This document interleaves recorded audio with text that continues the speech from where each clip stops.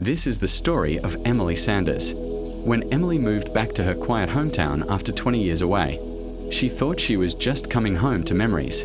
What she didn't expect was a letter written to her by her late mother. She found it tucked inside an old wooden box in the attic, sealed and yellowed by time. On the front, in her mother's fragile handwriting, were the words, "For Emily, open when you're ready." Her hand shook as she opened it. Inside was a short message. "Emily, if you ever find this, I want you to know I'm sorry for everything. I didn't want to lose you like I lost your father. You were my reason to keep going. I hope one day you'll forgive me and come home." Tears streamed down Emily's face. She realized her mother had written this before she passed away, and Emily had never come back.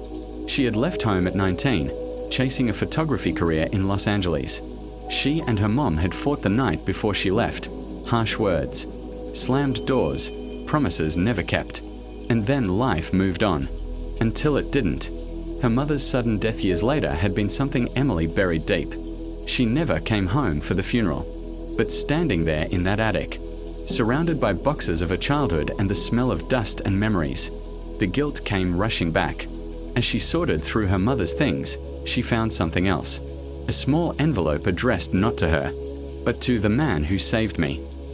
Inside was a diner receipt and a note that said, "Thank you for being kind to a lonely woman that day. You reminded me that people still care." Emily was confused. Who was this man? She took the letter to the old diner downtown. The owner, now in his 70s, smiled when she showed him the note. "Oh, your mom," he said softly. "She used to come in every Friday for apple pie. Said it reminded her of her daughter. She was proud of you, you know." Emily sat at that diner table for hours, eating apple pie and crying, because after all those years, she finally realized how much her mother had loved her, even in silence. From that day on, she started a photography project called Letters We Never Send.